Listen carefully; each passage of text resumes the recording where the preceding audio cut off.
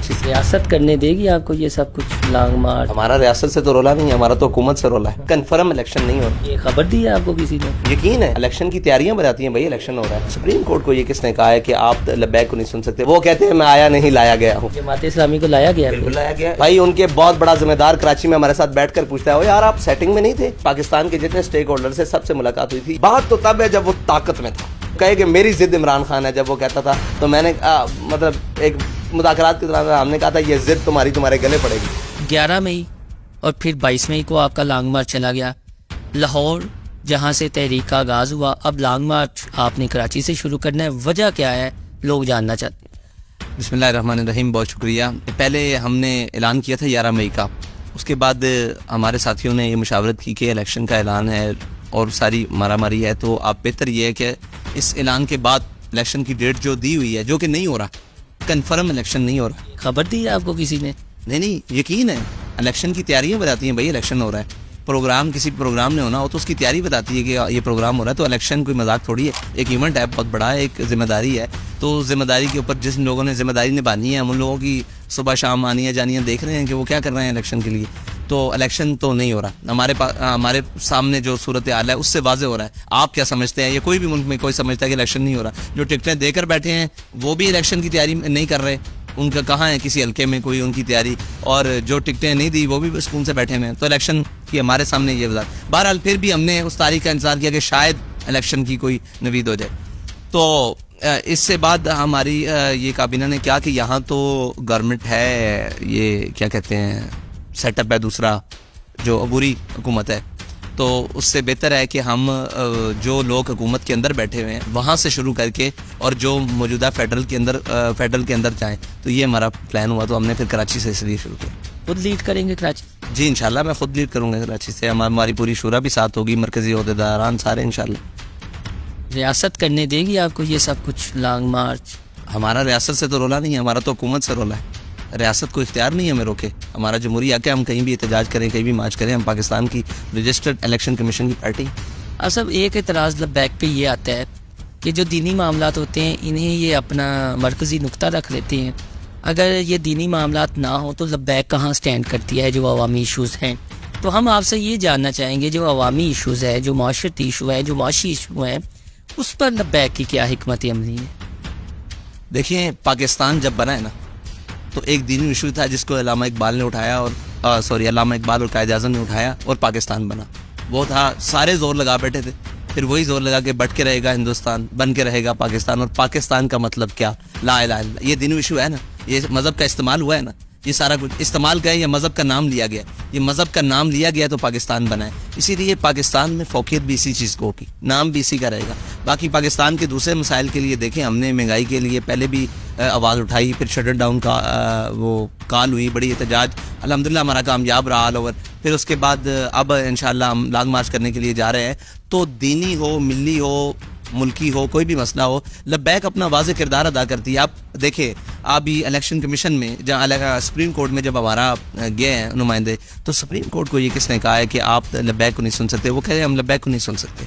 मतलब इतना बड़ा इदारा, यानी क्या इसके बाद आप मुझे बताएं कि क्या किसी हमारे कारकुन के ज़हन में उसकी तकद्दुस बाल रहेगा सुप्रीम कोर्ट का? तो ये जजेस को चाहिए कि अपनी स्टेटमेंट्स और अपनी चीज़ें, कि 22 लाख वोटर की हामिल जमात का एक नुमाइंदा आपके सामने खड़ा है और आप कह रहे हैं कि नहीं सुन सकते। फिर हमारे साथ सबसे बड़ा इलेक्शन कमीशन ने धोखा किया और जुल्म किया कि वो अभी जो मरदमशुमारी में इलेक्शन कमीशन भी दाखिल था, लेकिन मरदमशुमारी वाला एक अलहदा पूरा एक वो शोबा है, उसने तहरीक लब्बैक पाकिस्तान को, TLP में, आपको पता TLP कराची की भी स्टेक होल्डर है, उसने इतना काम किया। कराची में हमारी 3 सीटें मौजूद हैं, लेकिन उन्होंने मरदमशुमारी के वक्त बाकी सारी जमातों को बुलाया जिनके पास वहाँ की अभी काउंसिलर की सीट भी नहीं है, उनको बुलाया और तहरीक लब्बैक को नहीं बुलाया। तो कराची में जो पुअर परफॉर्मेंस रही ये आपके बल्दियाती इंतखाबात में, वो कोई आपने स्क्रूटनी की, कोई तहकीकात की, जो जिनकी नाकिस कारकर्दगी थी अमीर लब्बैक की या जो भी था ज़िम्मेदार, कहाँ? क्योंकि मुसलसल हम ये देख रहे हैं आपका 2018 के बाद वोट बैंक कम हुआ है, बढ़ा नहीं है।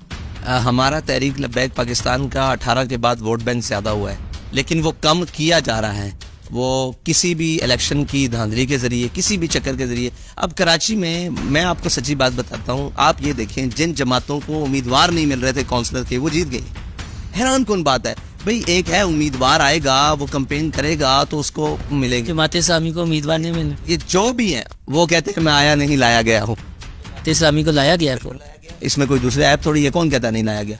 भाई उनके बहुत बड़ा जिम्मेदार कराची में हमारे साथ बैठकर पूछता है, ओ यार आप सेटिंग में नहीं थे, ये क्या हो गया है? मैंने कहा आप सेटिंग में थे शायद, तो फिर मुस्कुरा पड़ा।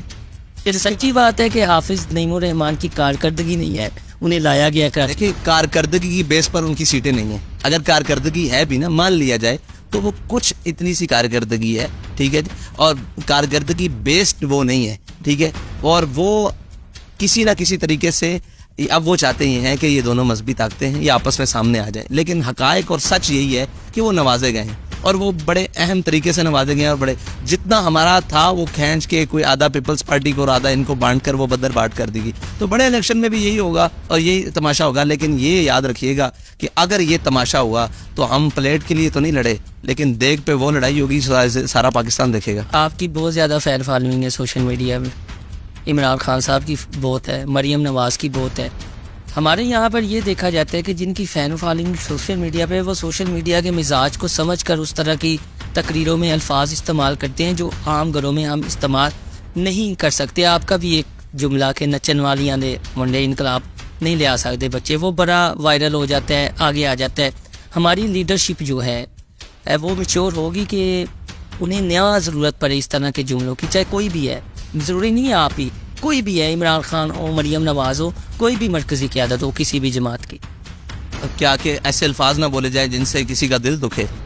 अच्छा, ऐसे अल्फाज बिल्कुल नहीं बोलने चाहिए, लेकिन आप ये तारीख तो देखें कि वो कहाँ तक उतर जाते हैं, वो क्या क्या बकवास पर उतर जाते हैं। यानी मैं वो अल्फाज मुंह से दोहरा नहीं सकता कि वो क्या क्या कर सकते हैं। तो एक हमारा जुमला अगर उस जगह पे कहीं कबूल कर लें तो बेहतर है, लेकिन अगर ये अपने आप को रोक ले और अपने आप को ये सारे कायल कर लें तो हम तो साफ ज़ाहिर लोग ही वो हैं कि हमें कोई देख कर भी कहेगा कि यार हम ये क्या बात कर रहे हैं। तो हम तो पहले हमारे पास तो इससे भी बड़ी आगे की बातें हैं, लेकिन हम तो कहते ही कुछ नहीं है, कंट्रोल करके बस चुप करके चले जाते हैं। जो ज़बान ये इस्तेमाल करते हैं और जो बातें ये सोशल मीडिया की ट्रोलिंग करते हैं हमारे बारे में, और जो ट्रेंड्स और जो वाहियात, आपको याद होगा वो जो मतलब इस तरह के ट्रेंड इन्होंने किए थे, वो एक एक ट्रेंड हमने तो ऐसा लफ्ज़ अभी तक कोई नहीं बोला। और जो जो तस्वीर के साथ और जो जो वीडियो के साथ ये करते हैं, तो हमने तो अभी कुछ नहीं कहा, हमने तो एक मुहावरतन एक जुमला बोला और वो हकायत पर मबनी हो गया। ये भी कमाल है।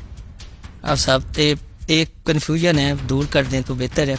आप जब गिरफ्तार थे, ये शेलिंग थी, मज़ाकरात थे, आनियाँ जानियाँ लगी हुई थी, कैसे गए लाहौर से आप इस्लामाबाद और पिंडी? मैं कैसे गया? जो मुझे लेकर गए वो ये बता सकते हैं, ये इमरान खान साहब से पूछें। मैं तो कैद आदमी हूँ, आपको यहाँ मैं बिठा लूँ और आपको यहाँ से दूसरे कमरे में ले जाऊँ, तो आप ये तो बड़ी पूछेंगे कैसे हैं आदमी। मुसाफा मुलाकात जनरल बाजवा से उस वक्त हुई थी? सबसे मुलाकात हुई थी, पाकिस्तान के जितने स्टेक होल्डर से सबसे मुलाकात हुई थी। ये तो आप उनसे जाकर पूछें कि मुलाकात के बाद क्या हुआ था। मैं तो एक कैदी था, मुझे तो आप जहाँ जेल में बख्तरबंद में बंद करके आप हाई कोर्ट लाए, मैं हाई कोर्ट चला आया। आप जनाब वो उधर ले गए, जनाब समात के लिए ले गए, वो वीडियो लिंक के जरिए मैं वहाँ चला गया। जहाँ के रात कैसे कामयाब हुए थे, वो थोड़ा सा गुलती अब सुलझा दें। वो मुफ्ती मुनीबुर रहमान साहब का बहुत बड़ा किरदार था। मुफ्ती मुनीबुर रहमान साहब तशरीफ लाए थे और उन्होंने आपके सामने वो तस्वीर भी वायरल हुई थी। किसने मुतारक किया था? मुफ्ती मुनीबुर रहमान साहब को उनके दीनी जज्बे ने मुतारक किया था कि उनके बच्चे रोडों के ऊपर बैठे हुए हैं। बाजवा साहब मान गया था तो मानना पड़ना था ना, बाजवा साहब कोई भी होता मानना पड़ना था यार। बाजवा साहब कौन है? फैसला से कितनी मुलाकातें नहीं दुराने कैद?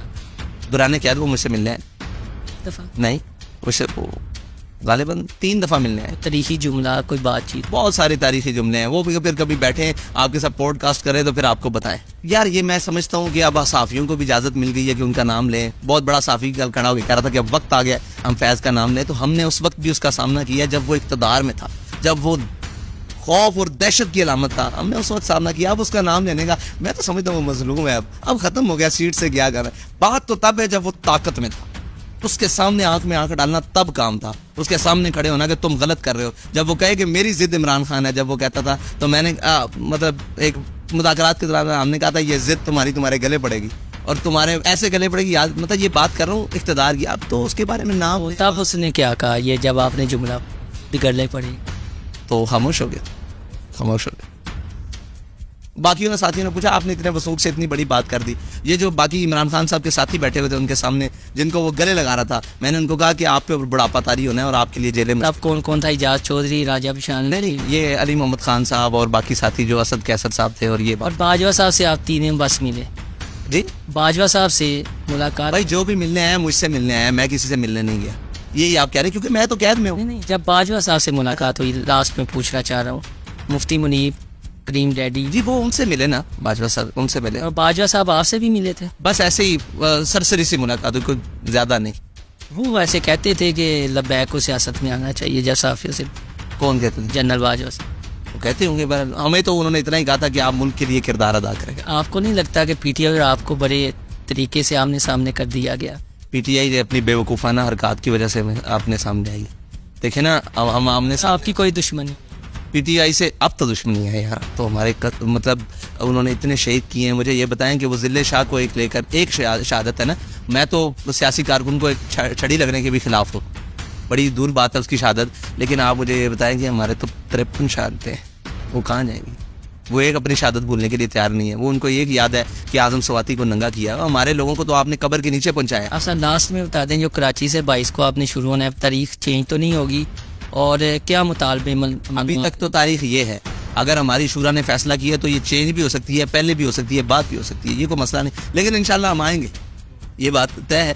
मतलब हिकमत अमली है हमारी जमाती, उसमें मतलब आप ये सोचें कि कई जमातें कई दफ़ा निकली, तारीखें ऊपर भी हुई, लेकिन इंशाल्लाह लब्बैक का एक है, वो इंशाल्लाह अपने वक्त पर उम्मीद है इस दफ़ा आएंगे। अगर तारीख चेंज करने की ज़रूरत पड़ी तो भी तो करेंगे, लेकिन इंशाल्लाह आएंगे ज़रूर। अपना महंगाई के हवाले से रोल अदा कर? अब महंगाई के हवाले से, मुल्की मिली और दस्तूर जिस आइन के हवाले से लोग पूछते हैं कि जी आप तब इमरान खान को उतारा जा रहा था, तब आइन के खिलाफ आइन के हक में खड़े हो गए थे, तो आज क्यों नहीं? मैंने कहा आज भी हम आइन के हक में खड़े हैं, लेकिन आइन वाले हमें अपने सामने नहीं खड़ा करने देते, अपने हक में खड़ा नहीं होने देते। वो कहते हैं इनको सुनना नहीं है, तो भाई हम फिर कौन से आइन के हक में खड़े हों? जब मालिक जो आइन का जो वहाँ बैठा हुआ है, जो नाम के जिम्मेदार आइन का रखवाला, वो इतनी बड़ी सीट पर बैठ के कहता है कि इनको सुनना नहीं है, तो फिर तकलीफ तो होती है।